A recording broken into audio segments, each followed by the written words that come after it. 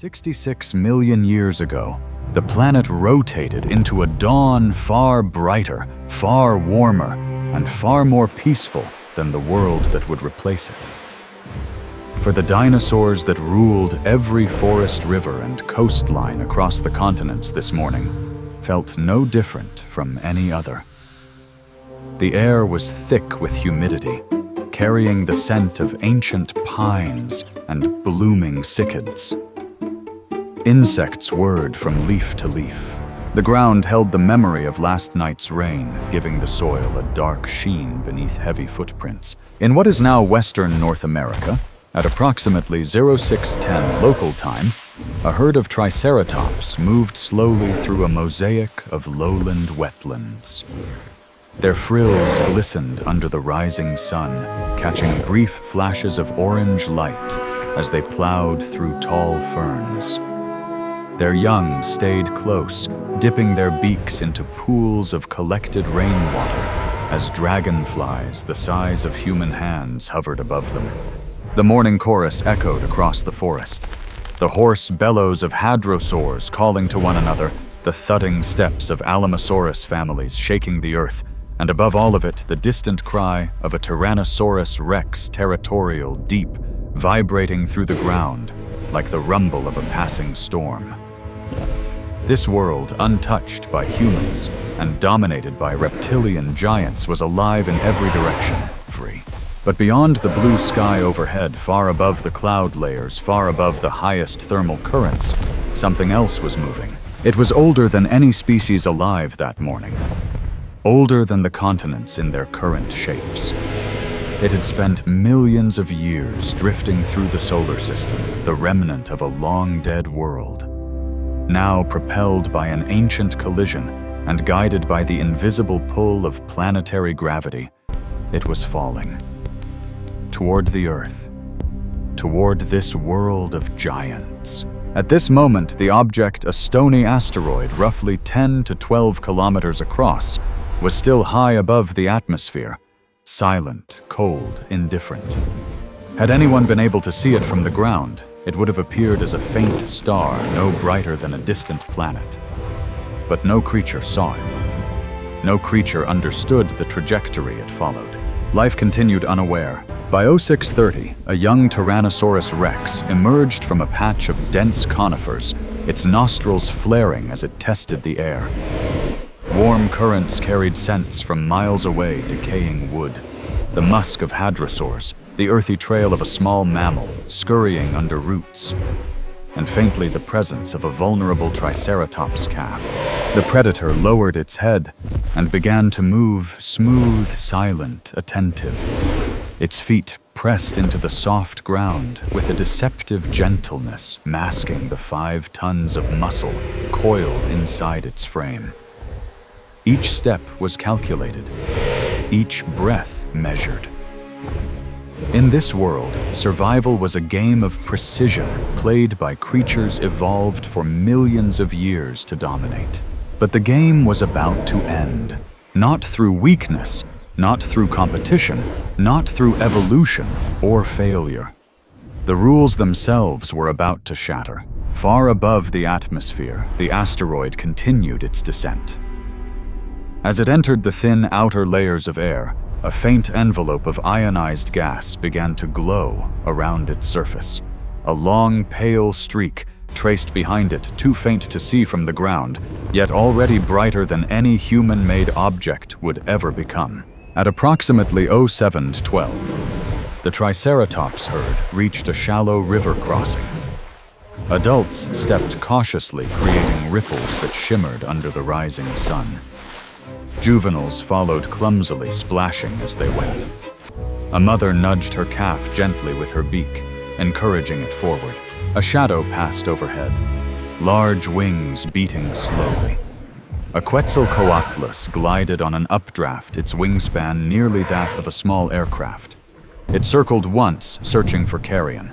Finding none, it angled toward the open plains. None of these creatures noticed the change in the sky. And why would they? The morning sun still warmed their backs. The wind still carried familiar scents. The earth still felt stable, and eternal beneath their feet. At 0740, the T-Rex launched its ambush. It broke from the tree line with explosive force, scattering smaller dinosaurs in panic. The chosen Triceratops calf stumbled mud-flying as it scrambled to rejoin the herd. Adults bellowed, forming a defensive semicircle, their horns angled outward. The predator roared a sound that cracked through the forest like a thunderclap. The ground vibrated with the force of its call. For a moment, time seemed to slow the herd, bracing for a fight. The calf's heartbeat pounding like a drum, the T-Rex charging through a cloud of disturbed earth. This was the world dinosaurs had mastered. A world of power of instincts sharpened over millions of years. They were prepared for drought, for predators, for competition. They were built to face all challenges this planet could produce. All challenges except one. At 0812, the asteroid first became visible from the ground, but only to those directly beneath its path across the sky. To anyone looking upward, it appeared as a bright star moving impossibly fast, leaving a glowing trail behind it. By 0814, it brightened further, turning into a streak of white-hot fire.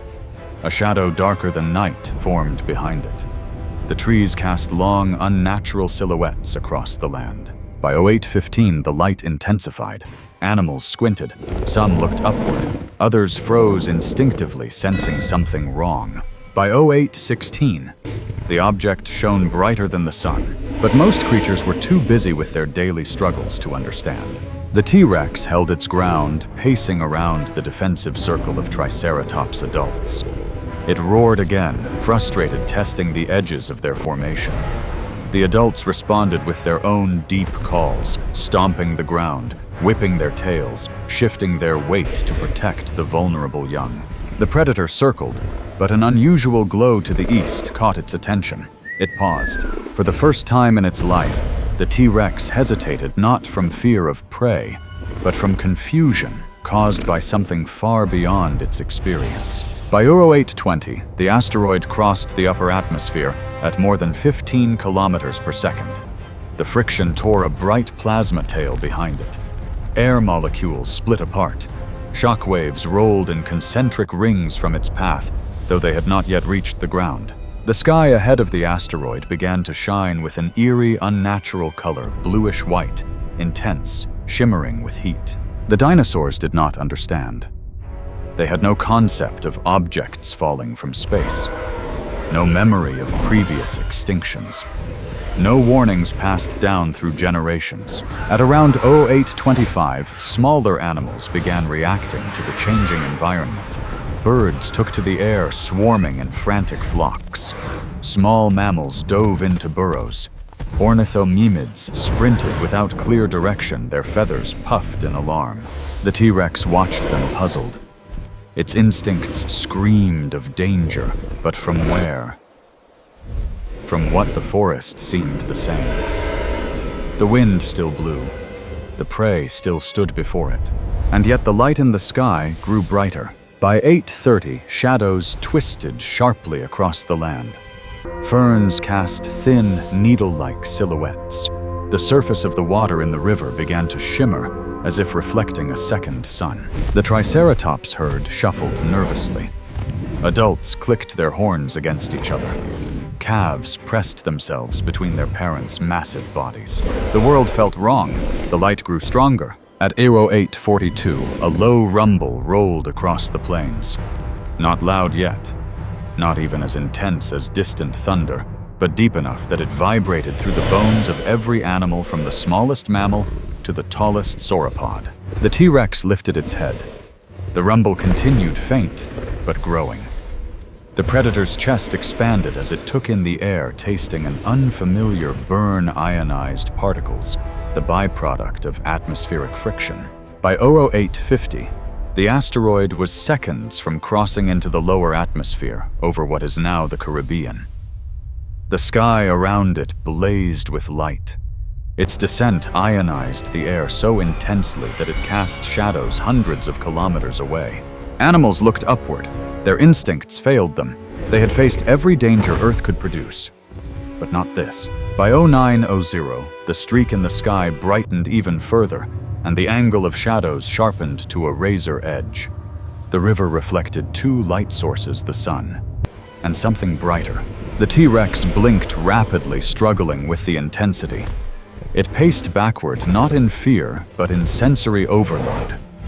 The Triceratops herd reacted with low, rolling bellows, unease spreading through every member. Something massive tore across the atmosphere faster than sound, faster than comprehension. But the final warning would come too late. By 0910, the forest was bathed in white-gold light.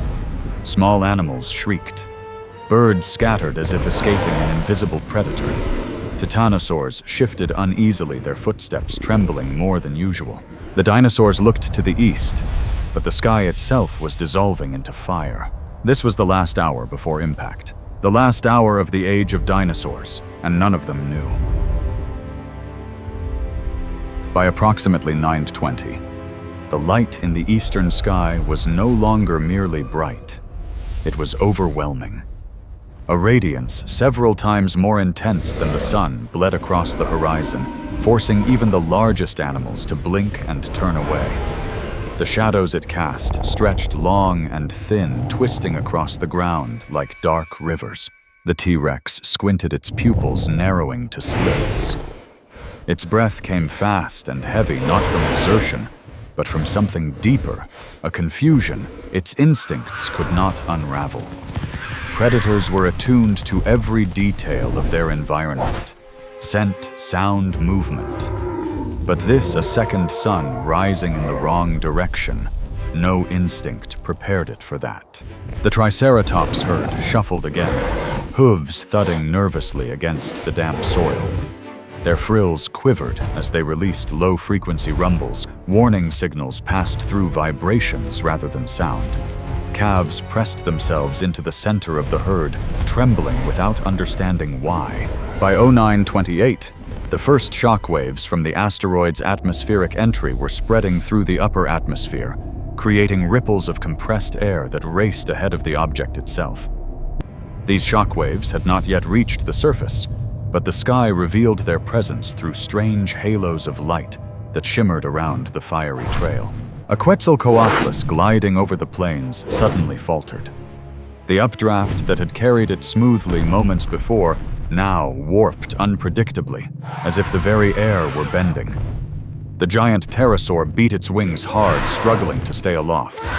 Its cry echoed across the wetlands, sharp, high-pitched, laced with distress. By 0930, the asteroid had begun to carve a superheated tunnel through the thicker parts of the atmosphere. The compression of air ahead of it generated temperatures so intense they rivaled the surface of the sun. The object glowed white, then blue, then white, again, shedding molten fragments that vaporized behind it in streams of incandescent dust. On the ground, heat didn't arrive yet, but light did. A light so harsh it rendered colors pale and drained the world of contrast. The T-Rex gave a deep, guttural grunt. Its tail swayed for balance as it backed away from the riverbank. The predator's gaze flicked upwards again and again, drawn by a force it could not resist. By 0936, animals across the continent had begun fleeing without clear direction, driven by instinctive panic triggered by unfamiliar environmental cues. Edmontosaurs stampeded through forests. Ankylosaurs swung their armored tails anxiously. Ornithomimids sprinted in zigzags, feathers bristling. The familiar rhythms of life, grazing, hunting, resting, collapsed. Chaos rippled outward as the sky continued to burn brighter. By 0938, the streak of light had grown so intense that water in shallow ponds sparkled as if under midday sun. Ferns cast jagged shadows. The very air seemed to vibrate with an electric tension. The asteroid was now seconds from breaching the lowest layers of the atmosphere above the Gulf of Mexico. On land, the world felt wrong in ways no creature could articulate. By 0940, even the titanosaurs sensed the distant violence. One massive Alamosaurus paused mid-step, lifting its head high. It released a deep, resonant call, a sound so powerful it vibrated through the ground like a drumbeat. Its herd responded, converging around their young necks, weaving together in a protective barrier. The sky answered with a flare that washed the plains in a ghostly luminescence. By 0943, birds took flight in frantic flocks, their wings beating urgently against the warm, unstable air. Some collided mid-flight. Others spiraled confused by atmospheric distortions. Their calls filled the sky in a discordant chorus. By 0945, the first audible shockwave reached distant parts of the continent, a faint, trembling roar that rolled through the sky like a distant avalanche. It was not the impact blast itself, but the sound of an object still traveling faster than sound through the atmosphere. The T-Rex froze. Its head snapped upward. Its powerful legs braced instinctively. The rumbling grew louder, deep, resonant, unnatural. The Triceratops herd reacted instantly, tightening formation. Adults faced outward. Calves moved into the center. Their tails lashed the air. By 0950, the asteroid had descended to less than 2 minutes from impact. The glowing fireball was now larger than the sun in the sky, its radiance creating a halo of blinding brilliance. No creature could look directly at it anymore. By 0952, the ground began to tremble. Not the heavy vibrations of a predator's footsteps, or the distant rumble of migrating Dinosaurs, but a constant low-frequency vibration that seemed to come from everywhere at once. Birds dropped from branches. Small mammals bolted into underground burrows. Lizards paused mid-motion, paralyzed by instinctive terror. The T-Rex growled softly, uncertain. It opened its massive jaws, tasting the air again. Something metallic tainted the scent, microscopic iron-rich dust already dispersing through the atmosphere. By 0956, the world's colors dimmed, bleached by the unnatural brightness in the sky. Shadows flickered and bent in odd directions, reacting to the shifting light patterns from the descending fireball. The river reflected a boiling shimmer of white and blue. At 0958, a strange wind rolled across the landscape. Not a true breeze, more like a displacement of air driven by the immense turbulence above. Leaves shivered. Ferns flattened momentarily. Animals raised their heads in unison. The final minute before impact had begun. But in Laramidia, thousands of kilometers away, the dinosaurs had no concept of what impact meant. They only knew the sky was betraying them. By 10 Hosurs, the asteroid was seconds from striking Earth's surface. The air in front of it compressed to extreme density, heating to tens of thousands of degrees. The object itself fractured under the unimaginable forces, but its momentum kept it intact enough to strike as a single mass. The sky glowed white. The world held its breath. At approximately 10:14:32 local time, the asteroid hit. For a fraction of a second, everything near the point of impact ceased to exist. The ocean vaporized. Rock liquefied. An enormous volume of Earth's crust exploded upward, forming a fireball that expanded faster than anything the planet had ever seen. A blast wave raced outward, disintegrating everything within hundreds of kilometers. Cliffs collapsed. Forests vanished. Entire ecosystems were silenced in an instant. But this was only the beginning. In Laramidia, the first sign was a sudden brightness so intense that it made the sky bloom with blinding white light, briefly overpowering the sun itself. This was followed by a wall of heat, racing outward from the point of impact, igniting forests on contact. The dinosaurs turned away, blinded and disoriented. By 10:15, debris from the impact began ejecting into the atmosphere on a global scale. Glassy particles called tektites formed as molten rock solidified in mid-air. Some traveled halfway around the planet before falling back down. The air became thick with shimmering dust. By 10:17, the shockwave, traveling faster than any storm, began to cross oceans and continents. The air pressure ahead of it increased dramatically. Leaves were stripped from branches. Loose soil lifted into swirling clouds. Moments later, the sound arrived. A deafening roar that shook the land louder than any volcanic eruption, more powerful than any thunderstorm. The ground vibrated violently beneath the feet of the T-Rex. It staggered, lowering its center of gravity to remain upright. Its tail lashed the air in panic. The Triceratops herd bellowed, horns pressed tightly against one another. By 1020, the shockwave rolled across the plains, flattening ancient forests as it passed. Trees splintered. Ferns shredded. Small animals were thrown through the air. Rivers sloshed violently against their banks. This was not weather. This was the atmosphere itself being shoved aside by unimaginable force. By 1025, the sky began to darken, even as fires ignited across the landscape. A haze of fine debris ash and vaporized minerals drifted across the horizon, turning the sunlight into a dull reddish glow. Ejecta continued to fall, tiny glowing fragments raining down like sparks from a forge. The T-Rex snapped at the air as one hot particle struck its snout. It shook its head, releasing a deep, uneasy growl. More particles followed, some landing on its back, others sizzling as they hit the wet soil. By 1030, a strange rain began, droplets of condensed rock and mud mixed with ash and superheated debris. Not enough to burn trees on contact, but enough to sting the skin of every creature caught beneath it. Dinosaurs fled in every direction. Hadrosaurs stampeded blindly. Ankylosaurs lumbered in erratic patterns. Small theropods darted through the underbrush. The Triceratops herd remained together, forming a defensive wall, even though the threat was not a predator. This time, it was the world itself. By 1033, heat from returning ejecta began raising surface temperatures. Not everywhere at once, different regions warmed at different rates, but the overall trend was unmistakable. The sky glowed orange. Smoke billowed upward as distant fires spread. By 1040, the temperature had risen enough that water in exposed puddles began to steam. Ferns wilted. Feathered dinosaurs flapped their limbs, trying to cool themselves. By 1045, the world felt suffocating. The air grew thick, dense, hot, as if the entire landscape had been covered with a giant invisible blanket trapping heat. The T-Rex panted heavily. Its tongue hung from its jaws. It sought shade, but even shadowed areas radiated warmth.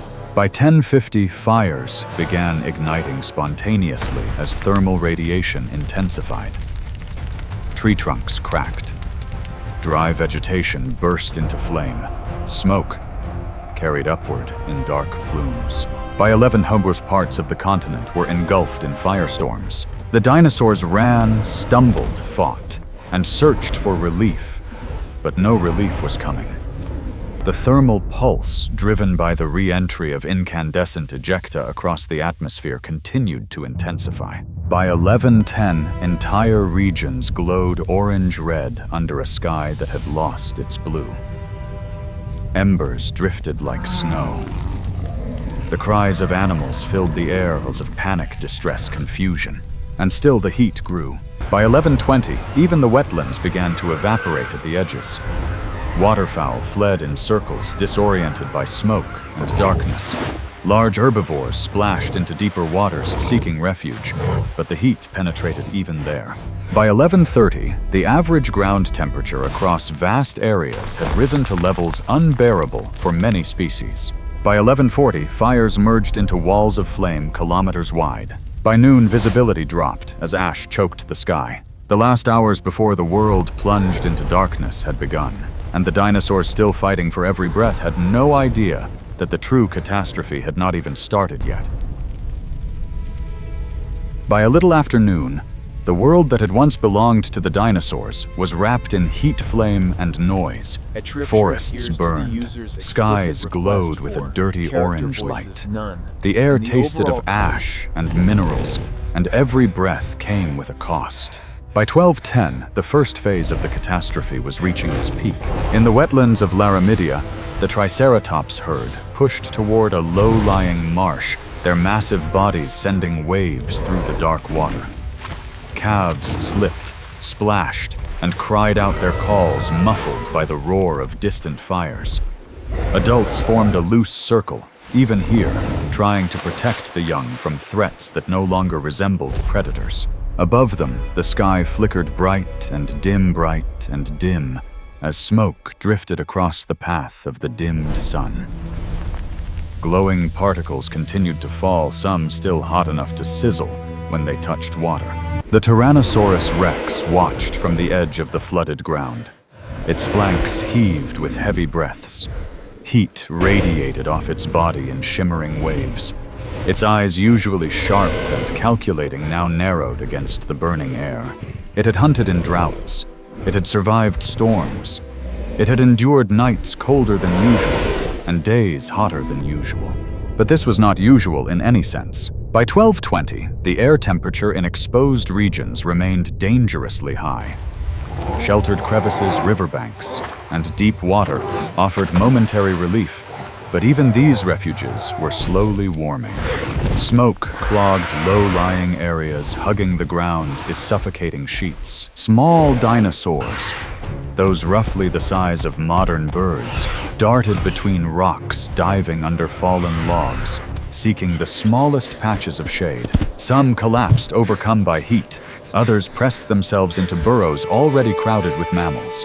By 1230, the sky in many parts of the world looked as if it were on fire. It wasn't the atmosphere itself burning, but a combination of re-entering ejecta rising smoke columns from fires and the scattering of sunlight through a haze of particles. From space, the planet would have appeared wounded, scarred by a glowing scar at the point of impact, encircled by expanding plumes of dust and vapor. On the ground, the dinosaurs had no such vantage point. They only knew their world was collapsing. By 1245, the initial thermal pulse began to subside in some regions. Temperatures dropped slightly from their peak, but remained dangerously high. Fires once ignited now continued under their own power, fed by dry vegetation and the oxygen-rich atmosphere. By 13 Musra, ash fell more steadily, flakes of gray and black drifting down like a grim snow. It coated leaves pooled in the corners of rocks collected on the backs of animals. When mixed with moisture, it formed a sticky, choking paste. The T-Rex stomped through a shallow stream, its feet churning up mud as it moved downstream in search of clearer air. It paused to drink, but the water tasted wrong, metallic, gritty. It snorted, shaking its head, sending drops flying. By 1310, distant thunder-like sounds echoed again. But this was not weather. These were secondary effects. Landslides triggered by earlier shockwaves, collapsing cliffs, and the continued settling of fractured crust near the impact site. Across the globe, the immediate killing zones had already been erased, nothing left but heat, shattered rock, and vaporized sea. But far from ground zero, life still clung on, staggering under the new conditions.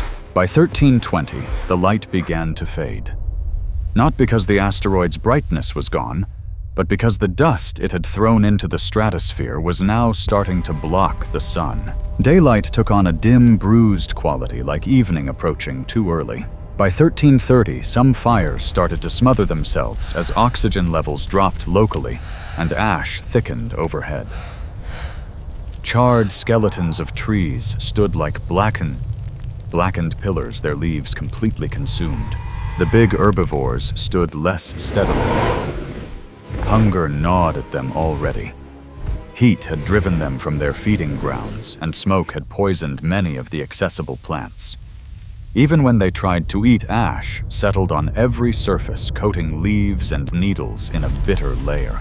By 14 Sozras, the world felt unnaturally quiet between the gusts of wind and the occasional crackle of flame. Many of the loudest calls, the trumpets, bellows, and roars of the largest dinosaurs faded to rare, hoarse sounds. The T-Rex leaned against a sloping rock, the muscles in its neck and shoulders trembling with fatigue. Ash clung to its snout, its eye ridges the edges of its jaw. Its once glossy scales now appeared dull, powdered with gray. By 1420, the sun was a dim disk behind an increasingly thick veil. Shadows blurred. Colors washed out into shades of brown-gray and dull green. Animals that relied heavily on sight found their world fading into monotone. By 1430, temperatures continued a slow decline. The thermal onslaught was over, at least for now. But the next phase had already begun, the blocking of sunlight on a planetary scale. By 1500s, the light resembled an extended twilight. Not the gentle dimming of a normal evening, but an oppressive, filtered glow that cast everything in a murky haze. Birds circled uncertainly, confused by the mismatch between light levels and internal rhythms. Plants deprived of direct sunlight began to close their stomata, slowing their respiration. Photosynthesis faltered. The foundations of the food web started to crack. By 1530, a coolness crept into the air, not refreshing, but ominous. It clashed with the lingering heat of fires, creating strange, swirling currents of warm and cold air. Fog mixed with smoke along lowlands, further disorienting animals. By 1600s, many dinosaurs lay exhausted. Some panted heavily, their sides heaving. Others simply rested heads. Low, eyes half-closed, energy reserves depleted by hours of panic and heat. The Triceratops herd remained close, but their movements had grown sluggish. One calf lay down and did not rise again. An adult nudged it repeatedly, unwilling to abandon it, even as ash dusted both their backs. By 1630, the first signs of true darkness gathered on the horizon. Not the natural transition into night, but the advance of a shadow far thicker than any usual sunset. By 1700s, the sun was little more than a smudged glow behind dense particulate layers. Daylight flickered and faded. The temperature dropped further. The air, once scorching, now carried a chill beneath its smoky taste. Fires continued to burn, but their light felt isolated and feeble against the growing gloom. By 1730, flying pterosaurs struggled. Their wide wings were designed for gliding on thermals and predictable gusts, not for navigating turbulent, ash-laden skies. Some felt their lungs overwhelmed. Others managed to land but could not find safe takeoff zones again. By 1800s, many herbivores, driven by exhaustion and confusion, simply stopped. They stood in place, heads drooping, chests rising and falling slowly. Predators, also exhausted, also disoriented, no longer moved with the calculated purpose of a hunt. They wandered. By 1830, night arrived early. By 1900, it was fully dark, but not the transparent darkness of a clear night. This was a heavy darkness, where clouds of particulate matter turned the sky into a solid ceiling. Stars remained invisible. The moon, if present, was hidden. The only light came from distant pockets of fire and the occasional flash of collapsing structures in burning forests. The T-Rex could see little, relying mostly on smell and the faintest glimmers. Its world had shrunk to a small circle around itself, a few meters of dim shapes and shifting shadows. By 2000s, the temperature continued to fall. The heat that had earlier threatened to cook the land away now receded, replaced by an encroaching chill. Dust and ash high in the atmosphere reflected heat away from the planet, acting like a global mirror. The first true hours of the impact winter had begun. By 2100, small mammals tucked deep in burrows and crevices pressed together for warmth. Some had stored food. Others were opportunistic feeders, ready to eat seeds, insects, carrion, whatever they could find. Their small size, fast reproduction, and flexibility would give them an advantage in the world that was forming, but they did not know that. They only knew hunger, cold, and fear. By 2200s, the larger dinosaurs began to struggle in a new way. Their massive bodies, once their greatest strength, now became liabilities in a world where food would soon be scarce and temperatures increasingly unstable. By midnight, the world had changed more in one day than in the previous million years. Over the next 24 hours, the darkness persisted. Over the next week, it deepened. Ash settled onto oceans, altering their chemistry.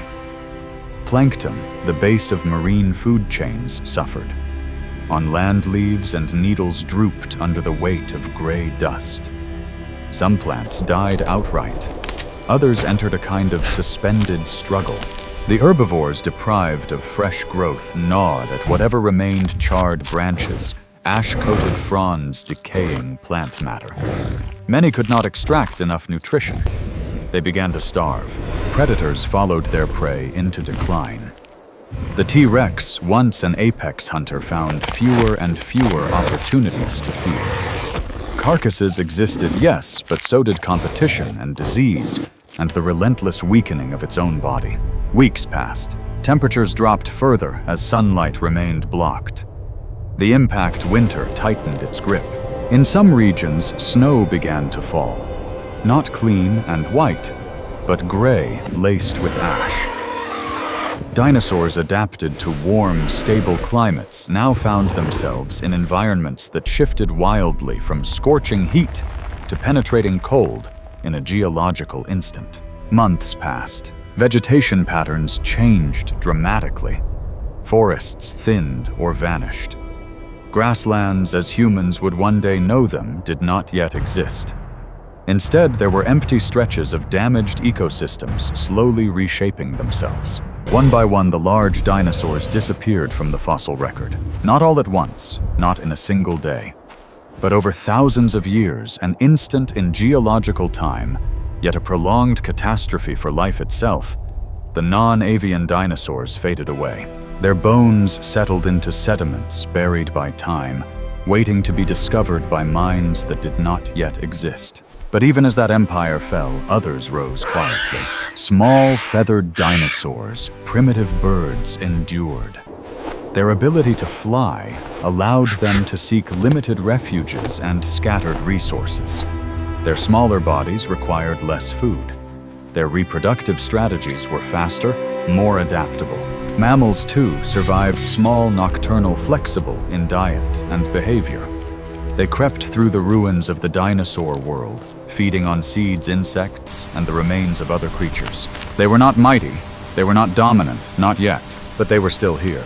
In the aftermath of catastrophe, advantage belongs not to the biggest, nor the strongest, nor the loudest, but to those who can endure change. Over millions of years, the dust settled. The sky cleared. Sunlight returned. New plants appeared. Forests regrew in altered forms. Birds diversified, becoming the heirs of the dinosaur lineage that took to the skies. Mammals expanded into niches once occupied by giant reptiles. Eventually, primates emerged. Eventually, intelligence rose. Eventually, creatures would walk the earth who could look back across 66 million years and reconstruct this day, the last day of the non-avian dinosaurs, not from memory, but from evidence written in stone. They would study shocked quartz global layers of iridium-rich clay and craters buried beneath modern coastlines. They would analyze microscopic spheres of glass trapped in sediments. They would discover skeletons frozen in their final moments, animals that died while fighting, while fleeing, while protecting their young. From these fragments, they would piece together the story of this single terrible day, a day when a quiet morning sunrise gave way to fire, when a second sun appeared in the sky, when forests burned, skies darkened, and a long rule ended. In the end, the age of dinosaurs did not fall because they were weak or outdated or destined to fail. It ended because a rock fell from the sky, an accident of cosmic mechanics. An event with no intention, no malice, no purpose, just physics. But out of that destruction came the possibility of something new. The birds that sing in human cities are the distant descendants of dinosaurs that survived this catastrophe. The mammals that would one day build tools, write languages, and tell stories owed their future to a chain of survival that passed through this dark, suffocating winter. When we look at the stars now, we see beauty, wonder, vastness. But the dinosaurs' last day reminds us the sky is not always gentle. It can also bring an ending so sudden that even an empire 165 million years in the making cannot prepare for it. And yet in that ending, there was a beginning. The last day of the dinosaurs was the first step toward a world where someone could finally tell their story.